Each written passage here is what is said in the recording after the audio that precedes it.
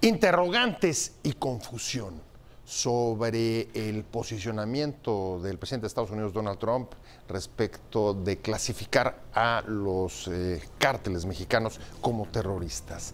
¿Esto abre la puerta para una intervención en México contra ellos? ¿Es un asunto meramente electoral de la campaña y la agenda interna de los Estados Unidos? ¿Es un ultimátum a la estrategia de pacificación del gobierno mexicano? ¿Cuál de todas estas y sobre todo cuáles las posibilidades de que salga adelante más allá de la declaración que ha hecho el presidente? No es la primera, en marzo hizo una similar, y sobre todo, en caso de que eso se produjera, ¿cuáles son los alcances de una medida como estas? Por lo pronto, parece que solamente pronunciarla mete presión al gobierno mexicano para dar resultados en su estrategia de pacificación y, desde luego, abre irremediablemente otro frente con Estados Unidos en la relación bilateral y, por supuesto, en la cooperación sobre seguridad. De esto vamos a hablar hoy en Opiniones Encontradas. Muchas gracias, soy José Buendía. Gracias por estar con nosotros aquí en este programa en el que todas las ideas se pueden cuestionar siempre que se debatan. Vamos a un corte y arrancamos directo aquí en el foro con nuestro debate de hoy. El pronunciamiento de Trump sobre reclasificar a los carteles mexicanos como terroristas ha abierto serias interrogantes y mucha confusión sobre el alcance que podrá tener esta medida y si es posible o no una intervención del gobierno extranjero en el territorio del país vecino. Por lo pronto, el amago de Trump ha caído como balde de agua fría en la estrategia de pacificación de López Obrador, que sin embargo ha mantenido su postura de evadir la confrontación con Trump y en cambio reiterar su ofrecimiento de la colaboración no intervención. La declaración mete presión a la estrategia de seguridad para dar resultados, aunque pocos creen que incluso así Trump seguirá con el tema por su rendimiento electoral de cara a las elecciones para su reelección del próximo año. Posiciones 1. El presidente Donald Trump advirtió que de necesitarlo, Estados Unidos estaría dispuesto a enviar ayuda para combatir a los poderosos cárteles de la droga tras el fracaso del operativo en Sinaloa y la masacre de Levarón. 2. El internacionalista de la UNAM, Rodrigo Farfán, destacó que Estados Unidos se encuentra en un proceso electoral, por lo que aseguró que cualquier tema que aborde a Donald Trump relacionado con México le abonará votos a favor. 3. El especialista en seguridad por la UNAM, Javier Oliva, sostuvo que las declaraciones de Trump son una crítica y la muestra de una incomodidad a la política de seguridad pública que las áreas civiles instrumentan en México. Señaló que lo que sucede es que no hay estrategia de seguridad pública del gobierno mexicano. ¿El pronunciamiento es un ultimátum a la estrategia de pacificación del gobierno mexicano? ¿Abre la puerta a mayor injerencia en operativos en el país, aunque no haya una intervención?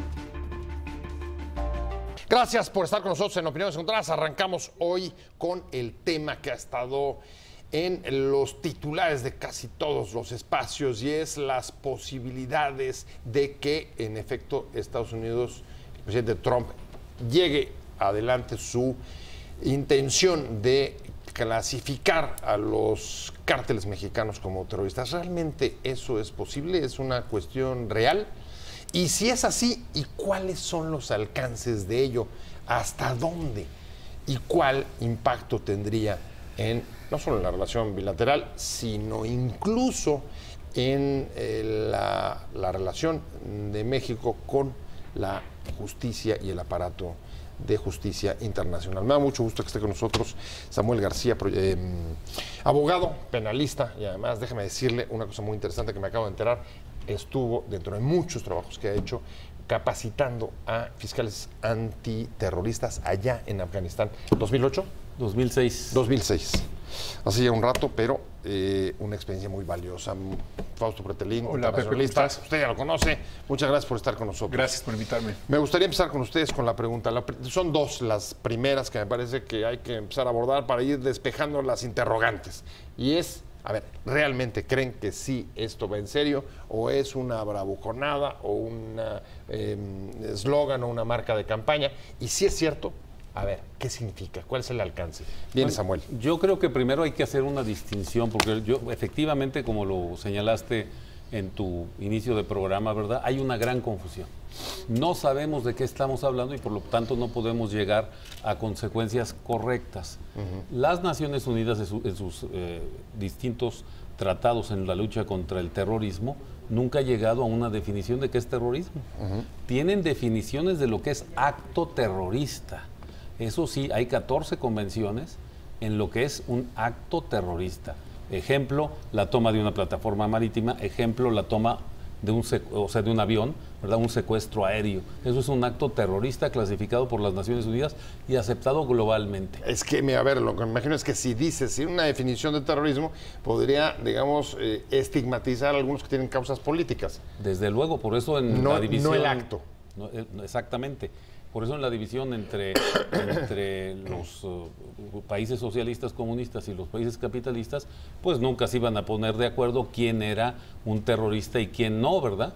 Pero entonces en lo que sí se tuvieron que poner de acuerdo qué cosas son actos terroristas, ¿verdad? Okay. Y la última convención sobre el terrorismo, la convención sobre el financiamiento del terrorismo fue hecha pues antes del 2001, ¿verdad? Y después ha habido todavía una convención universal en materia de la prohibición de uso de armas nucleares, explosivas biológicas en el tema de actos terroristas, ¿verdad? Déjame preguntarle, Pletelín, Fausto, Dime. ¿tú has visto actos terroristas en este país? Por supuesto que sí. El ¿Cuáles? Culiacanazo, por ejemplo, es un acto terrorista. Lo que ocurrió después del acto pues, fallido, ¿no? De que no pudieron atrapar al hijo del Chapo, muchos salieron a defenderlo, a este grupo terrorista, e incendiaron camiones, dispararon, intimidaron a los familiares de los militares.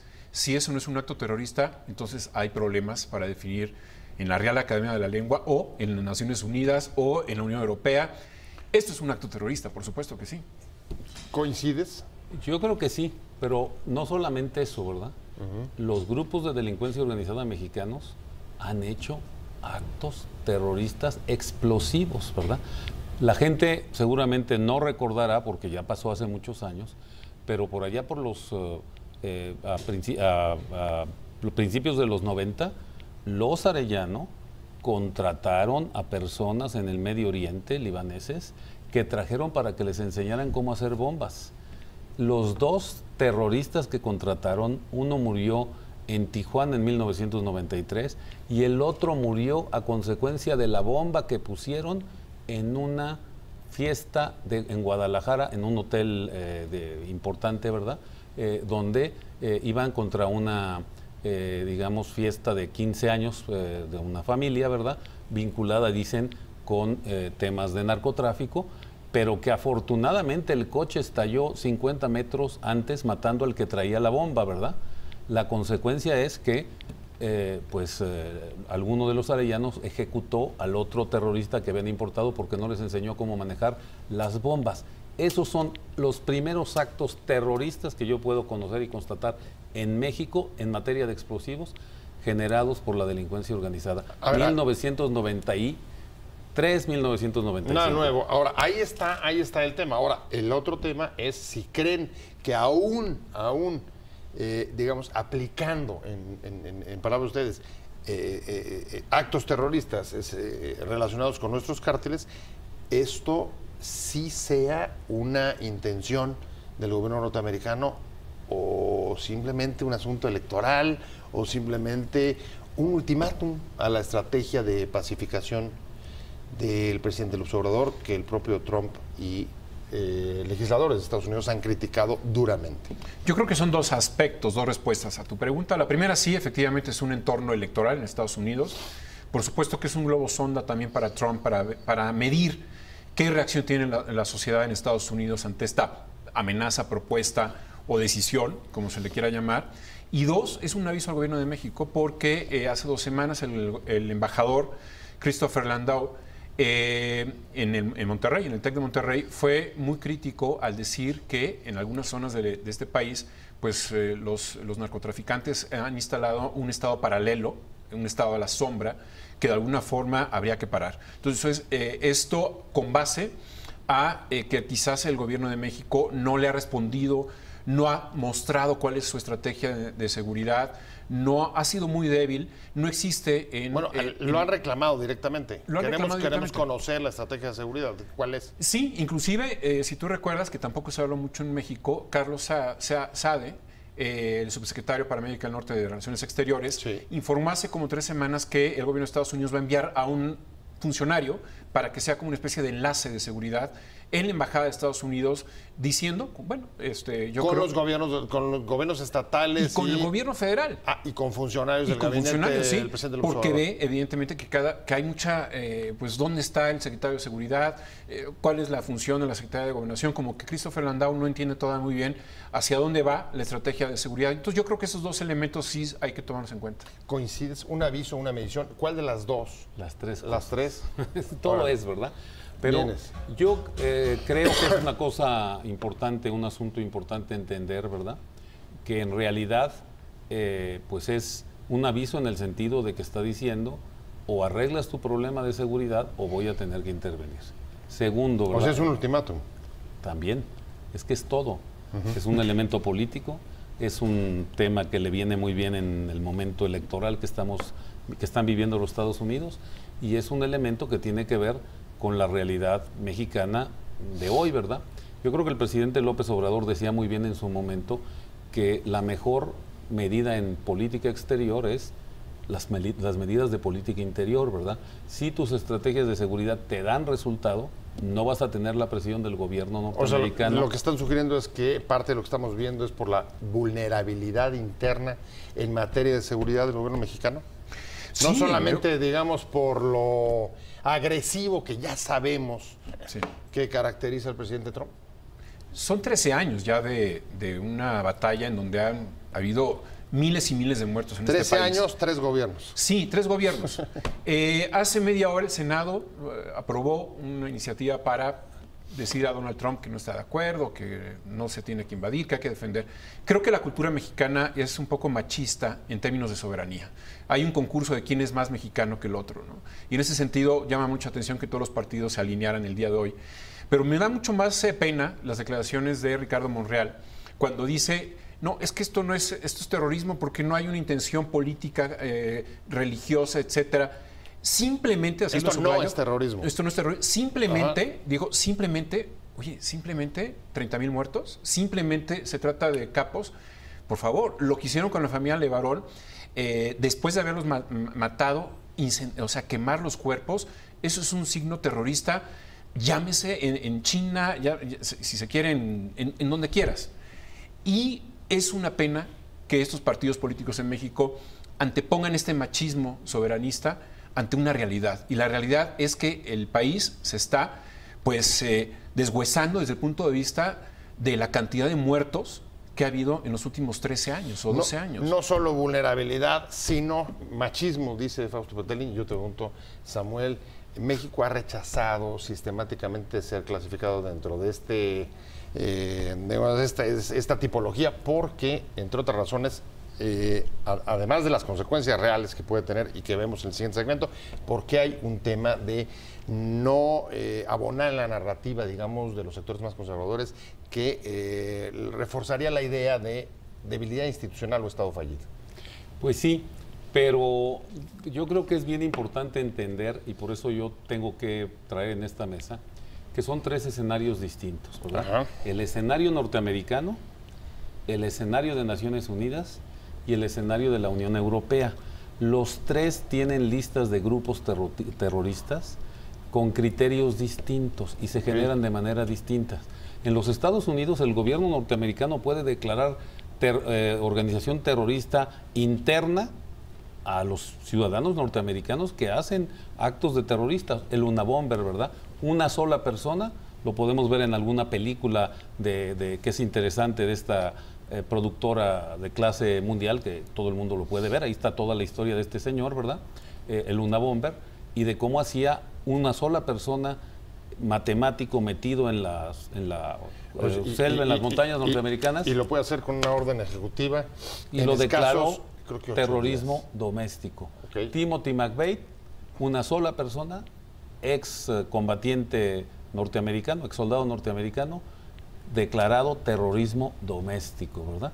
Y hay grupos terroristas extranjeros. Ahora, en ese caso, lo importante, sobre todo para nosotros, es saber qué significaría que ingresáramos en ese, digamos, selecto club. Nosotros no, sino los cárteles mexicanos. Déjame ir rápido a un corte comercial. Regresamos con ese tema. ¿Cuáles son los alcances, o serían los alcances de esto? Hablando de cuáles son las consecuencias en caso de que llegara a materializarse la intención del presidente Trump de clasificar a los cárteles mexicanos como terroristas. Estamos hablando con Fausto Pretelín, internacionalista. Samuel García, me quedé contigo. Samuel de González. hecho, González, perdón, te cambié el apellido, pero no importa. Sí, además, no solamente el apellido, sino te quité hace rato la palabra. Y, Samuel, preguntarte, a ver, en caso que eso pasara, ¿cuáles son las consecuencias, digamos, o serían las consecuencias para México, las reales? A ver, el gobierno norteamericano tiene una serie de arsenales legales que son completamente distintos en materia de delincuencia organizada y de terrorismo, ¿verdad? Entre otras cosas, su capacidad de escucha, de utilización de todos los medios tecnológicos, la no limitación en materia de respeto a las comunicaciones privadas, ¿verdad?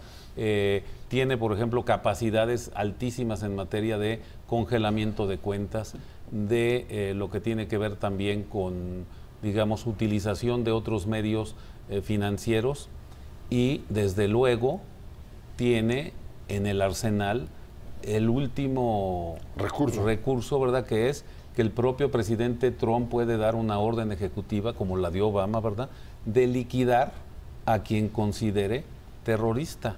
No es una ejecución extrajudicial. A ver, liquidar dentro y fuera de las fronteras de Estados Unidos. Donde lo encuentren, ¿verdad? Él puede dar una orden ejecutiva. No hay fronteras. No, no hay fronteras para sus órdenes. Donde lo encuentren las fuerzas norteamericanas, lo pueden eliminar.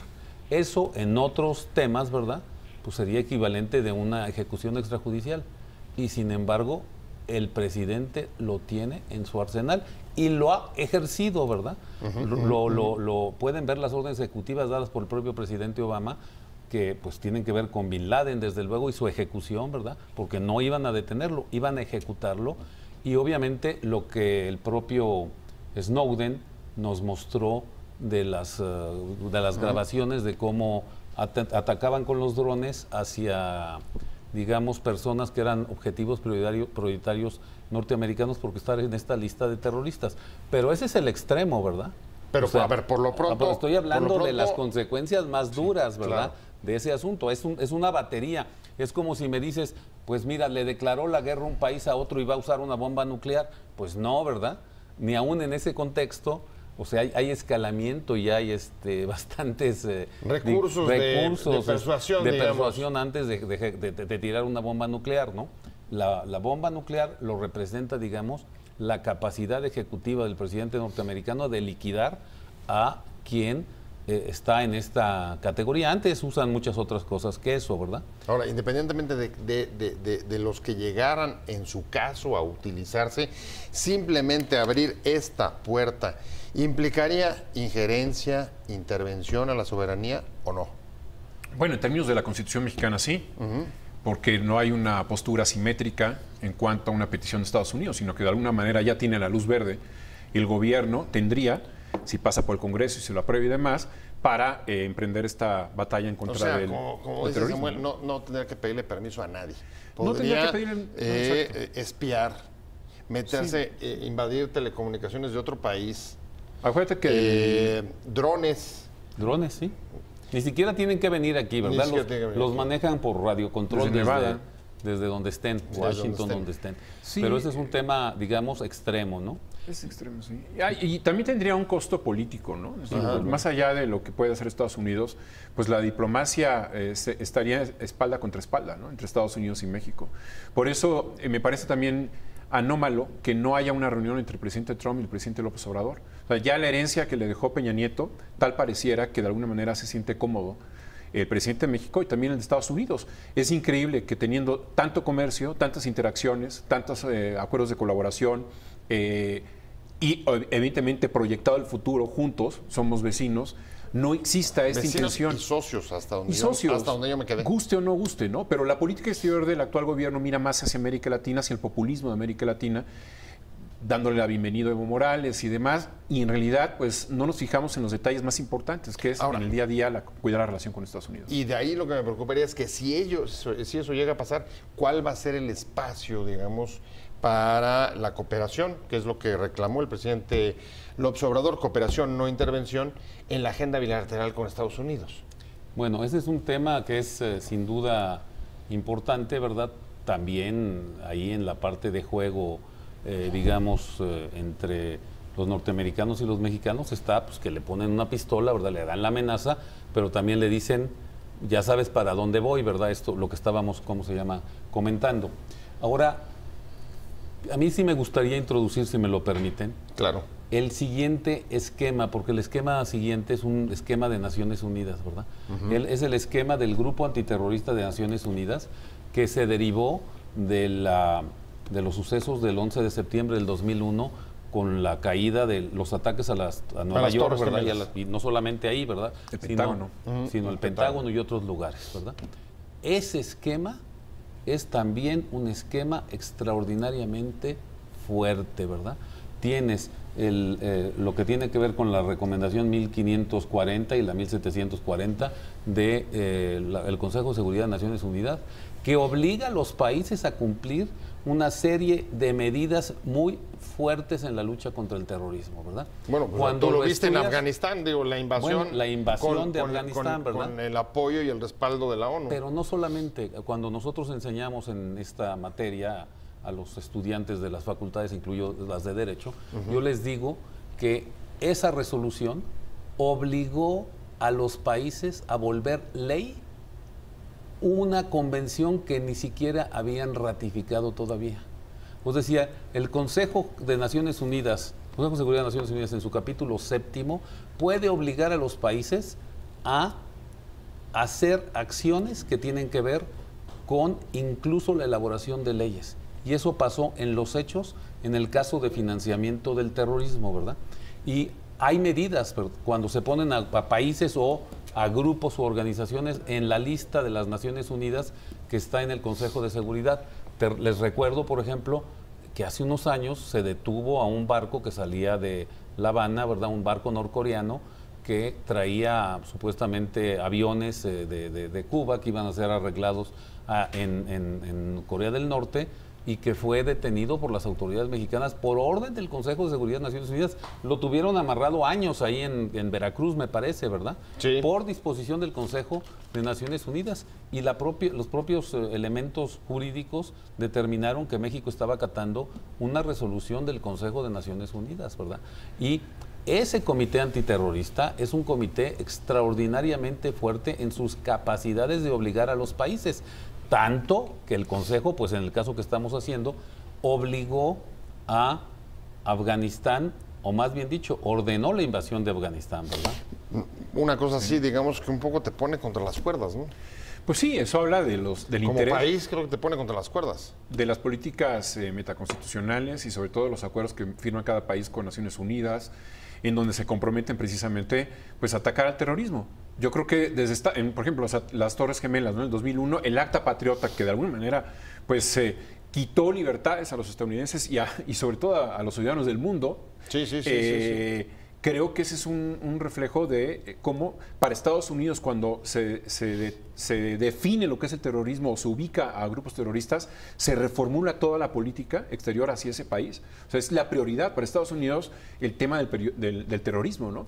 Algo que quizás en México pues no estamos muy asimilados a ese término, pero sí estamos desafortunadamente asimilados a una realidad desde hace 13 años, en donde pues sí hay batallas muy fuertes, ¿no? Bueno, y ahí está el caso, por ejemplo, de Colombia. Y me llama la atención, traigo en 97 fue ingresado a esta clasificación de terrorismo, sus cárteles, y recientemente leí hace unos cuantos días una declaración del expresidente Uribe diciendo, a ver, pero no se equivoquen, eso, con todos los recursos que le dio a Estados Unidos o en los otros modelos a la ONU o a la Unión Europea, no en absoluto disminuyó el tráfico de drogas hacia Estados Unidos. Y ahí me parece que es interesante que, si tenemos que ir a una pausa, regresemos con esto, ¿y cuál es la diferencia entonces que abre estar en uno o en otra clasificación para combatir e investigar el terrorismo. ¿Cuál es la diferencia para combatir, para investigar, para atacar el tráfico de drogas si se reconocen a los cárteles como criminales, como delincuentes o como terroristas? Samuel González, me quedé contigo. Sí. Y tú traes ese balón. Pues mira, yo creo que lo primero es entender las diferencias en las capacidades legales, ¿verdad? Que ya comentamos algunas aquí. Ajá. Pero luego es muy importante entender las diferencias en el tema de la investigación, ¿verdad? Tú cuando enseñas investigación de delincuencia organizada con el modelo norteamericano, tú enseñas, digamos, si quieren usar el modelo de Nueva York, el modelo en el cual Giuliani y otros fiscales trabajaron con el FBI durante 7 años, una investigación que costó $70 millones, ¿verdad? ¿Cómo fue?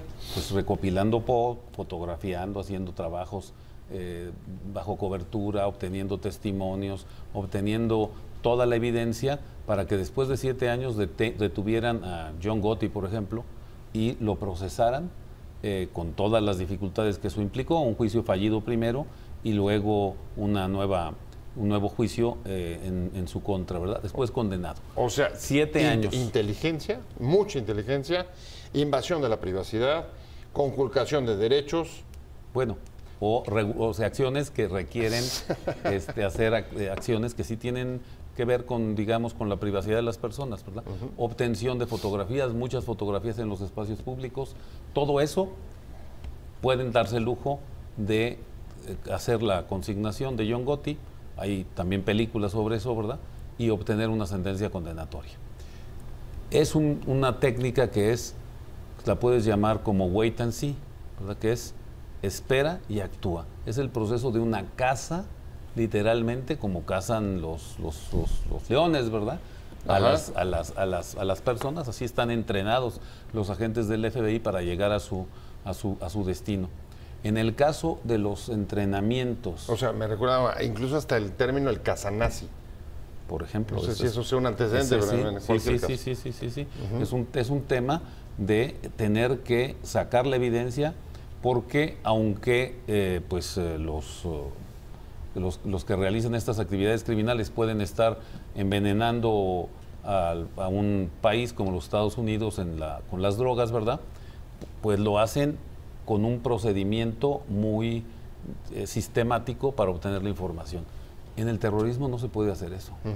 En el terrorismo, si tú sabes que se va a realizar un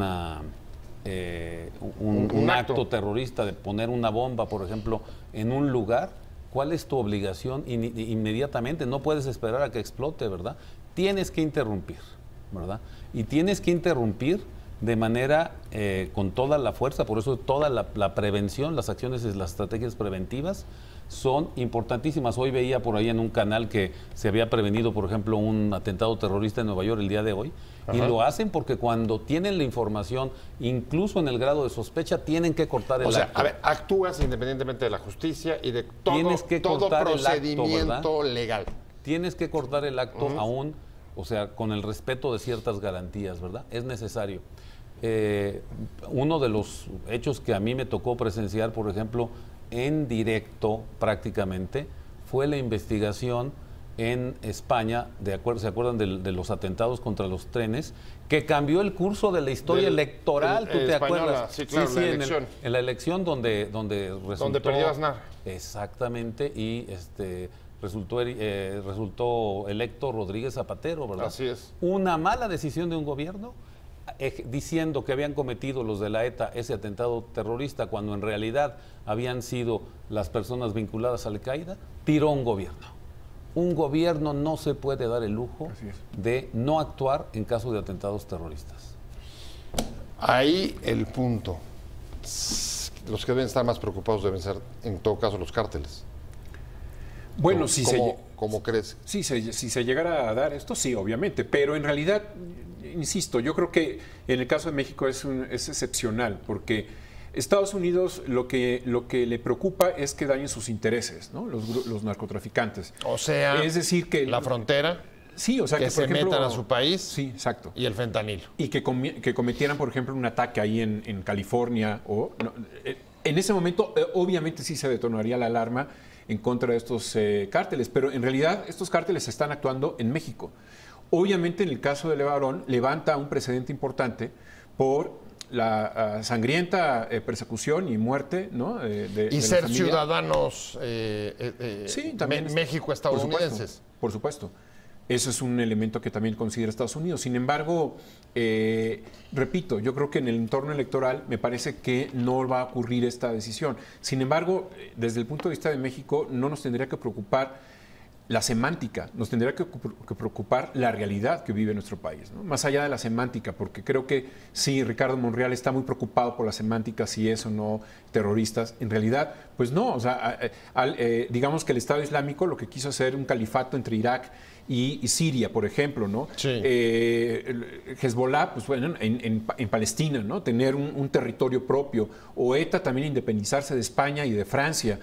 Por supuesto que tienen rasgos de secesión, rasgos religiosos, pero también podríamos decir e incluir que tiene rasgos económicos, porque los narcotraficantes, evidentemente, pues, se apropian de un terreno y si no los dejan, pues o compran a políticos o compran a policías y ya se vuelve en un estado fallido. A ver, pero es una cosa interesante. ¿No? ¿Compartirías eso más allá de las causas políticas o religiosas? El común denominador del control de una organización fuera del Estado sobre un territorio. ¿Valdría eso para hacer una definición? A pesar de que, como dices, está muy complicado. Es que volvemos, me parece que a la distinción. Si atendemos a las instituciones internacionales, ¿verdad? Quien comete un acto terrorista puede ser clasificado como terrorista. Sin meterte a averiguar es que si no hay tienes ningún causa problema, no es, o si no tienes causa. Es un problema de metodología, okay. Claro. No es un problema de ideología. Tú haces un atentado terrorista, ¿verdad? Para cualquier elemento y la consecuencia es que caes en la definición de acto terrorista y te pueden clasificar como grupo terrorista. Entonces, no tiene nada que ver con los fines. Es una definición política, ¿verdad? Lo que está haciendo el señor Trump y le está haciendo en los términos de sus leyes. ¿Qué quiere decir? Que nada que hagan los mexicanos, salvo tratar de convencerlos que no los haga, tiene un efecto, porque no es una aplicación de una ley norteamericana en los Estados Unidos con efectos extraterritoriales, desde luego, fuera de los Estados Unidos, pero es una definición norteamericana en el cual ninguna autoridad mexicana va a intervenir. Pero aplicable, digamos, sí, al mundo global. Exacto, y por eso yo te hablaba del siguiente tema, ¿verdad? Si los norteamericanos van a llevar esa definición de grupo terrorista al seno de las Naciones Unidas. Ese sería, digamos que el segundo paso. Y a la Unión Europea, ¿verdad? Tercer donde entonces paso. Ya cierras todo el círculo de estas clasificaciones. Los norteamericanos llevaron la clasificación de las organizaciones colombianas a las Naciones Unidas y a la Unión Europea. O sea, cerraron todo el círculo, ¿verdad? De las organizaciones colombianas relacionadas con el narcotráfico. Ahora, entonces, creo que no tiene fin, es una metodología. Por eso yo hablaba del Unabomber, por eso yo hablaba de Timothy McVeigh. No importa tu fin. Si tú haces un acto terrorista, eres un terrorista. Te voy a dar un ejemplo. O sea, el que ponga bombas con causa o sin causa. Si yo digamos, mañana, para decirlo simple. Si yo mañana decido secuestrar un avión para que me traslade, ¿cómo se llama? No lo haré, ¿verdad? Pero de México sí, y tampoco lo anunciarías aquí en televisión. Aquí, a Guatemala, ¿verdad? Lo desvío. Ese es un acto terrorista. Por definición del tratado internacional. Y sería juzgado como habiendo realizado un acto terrorista. No importa que yo haya querido ir a ver a mi madre a Guatemala, ¿verdad? Ahora, déjenme... O sea, es así el tema. No tiene nada que ver con la ideología. En ese contexto, déjenme ir con una última pregunta que se nos acaba el tiempo. El presidente López Obrador ha tratado de evitar la confrontación con el presidente Trump. ¿Esto ya no le deja salida? ¿Va a tener que confrontar o va a deponer su estrategia o la va a modificar? ¿Ustedes qué esperan? Es un planteamiento que desde que llegó al poder habla de que es un presidente etnocentrista, es decir, no tiene mucho interés en la política exterior. Y por lo tanto, a ver, pero en Trump no. O sea, con Trump lo que ha hecho es pero no quiero bronca. Lo delegan Marcelo Ebrard, ¿no? Sí. No toma al toro por los cuernos, sino que... Porque va de la confrontación. Evade la confrontación. No le interesa el tema de Donald Trump. Yo creo, esa es mi lectura, es una conjetura que, pues bueno, prácticamente lleva un año sin hacer un viaje ni siquiera a Guatemala. O sea, yo creo que todo está en función de que tú lo que esperas es que ni confronte ni cambie.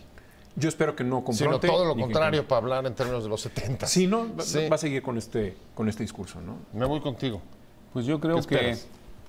yo lo que creo que va a suceder en los próximos días es que seguirá avanzando el gobierno norteamericano a determinar a los grupos mexicanos como terroristas, ¿verdad? Sí. Sí. O sea, ¿tú crees que viene? Yo creo que viene. Yo he estado en Washington hablando con la gente y allá en los Estados Unidos recientemente y sí veo que las organizaciones dedicadas al law enforcement, todas enteras, están a favor de que se les llame organizaciones terroristas. O sea, diríamos, para concluir, no solamente es Trump, es una vieja idea que ha ido ganando consenso dentro del Capitolio. Pero ha ido ganando consenso, no solamente dentro del Capitolio, sino dentro de las organizaciones de law enforcement. Ok. Déjame decírtelo de manera ¿Son muy... cabilderos? Es que no solamente son cabilderos, es la fuerza que tiene todo el law enforcement norteamericano, ¿verdad? Te hago un ejemplo para que veas que a veces no se entienden las consecuencias. ¿Cómo operan allá las cosas? Claro. Por ejemplo, el Plan Mérida, ¿verdad? El Plan Mérida es para apoyo a nuestro país, ¿verdad? Pero en realidad, aparte de ese apoyo, el 90% del Plan Mérida se gasta en los propios objetivos de los agentes norteamericanos y de las organizaciones norteamericanas. Que ya de por sí trabajan aquí. Ya me voy, Samuel González. Cuando yo propongo, ¿verdad?, que se use ese dinero en Guatemala, pues no me lo van a permitir. No creo que te vayan a hacer mucho caso. Muchas gracias. Hasta pronto. Fausto Pretelín, gracias a los dos. Pero sobre todo usted. ¿no?